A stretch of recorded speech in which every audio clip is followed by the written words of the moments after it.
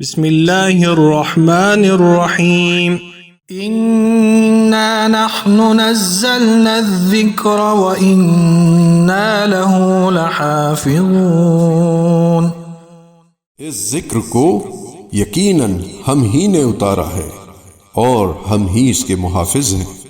قرآن میں عدم تحریف، اس موضوع کی وضاحت۔ قرآن مسلمانوں کی تنہا وہ آسمانی کتاب ہے کہ جس میں انسان تحریف نہیں کر سکا اور نہ ہی کر سکتا ہے۔ یہ کتاب الہی بغیر کسی کمی و پیشی کے انسان کے ہاتھ میں موجود ہے۔ تحریف کی دو قسمیں ہیں، تحریف لفظی یا تحریف معنوی۔ تحریف لفظی سے مراد کسی کتاب کے متن میں یعنی الفاظ و عبارات میں تبدیلی کرنا، اور تحریف معنوی کا مطلب کسی کتاب کی نادرست تفسیر یا تفسیر بالرائے کرنا۔ عدم تحریف قرآن کے لیے عقلی دلائل بھی موجود ہیں اور نقلی دلائل بھی موجود ہیں۔ نمبر 1، عقلی دلیل یہ ہے کہ چونکہ اسلام آخری دین اور قرآن کریم آخری آسمانی کتاب ہے اور یہ تا قیامت انسانی ضروریات پورا کرنے والی کتاب ہے، پس ضروری ہے کہ قرآن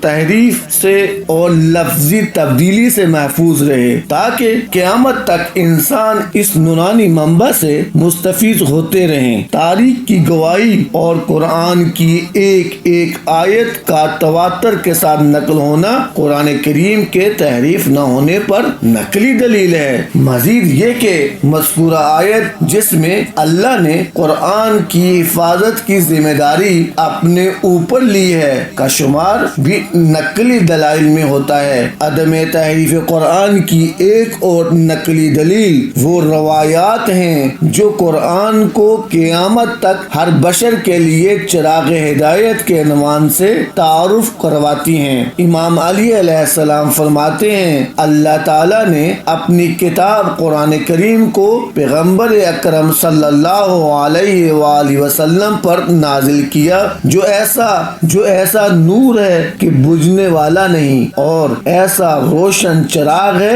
کہ جس پر تاریکیاں غالب نہیں پا سکتی۔